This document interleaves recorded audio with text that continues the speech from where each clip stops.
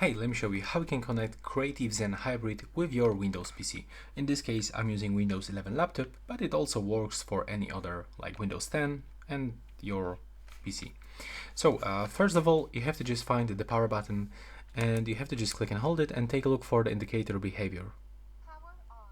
So when it actually blinks red and the blue, it means that we are in the pairing mode.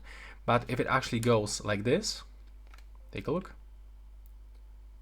When it actually goes red, it means that you actually turn off your device. So you have to just repeat and simply turn it on and enter for the pairing mode. So just hold this power button until indicator starts blinking like this.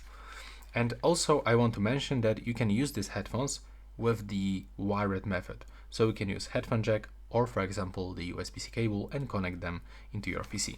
But if you want to get this wireless method, now on your PC you have to go into the settings. From this, we'll have to navigate into the Bluetooth settings. So let's wait for it. There we go. Now, click on the switcher of the Bluetooth to turn it on and select Add Device. Now select Bluetooth device and just wait until your headphones pops up on the list. It will take around few moments. Sometimes you have to just restart the Bluetooth settings on your PC. But in the most cases, it will actually works after a few moments. As you can see, like in my case, I can find the Creative Zen Hybrid, so I can just click on them with the left mouse button. And as you can see, after a few moments, I am successfully connected. So from this, we have to just click X in the right corner. And I can highly recommend you to open the system settings, move into the sound settings. And from this, you have to just find your device. As you can see, for some reason my headphones doesn't actually appear right here. So this is actually some kind of the bug.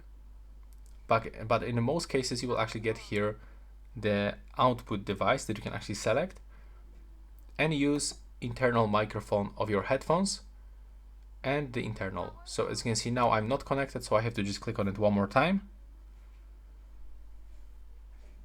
So click on this button. Now I'm connected, so okay, I can check for this one more time.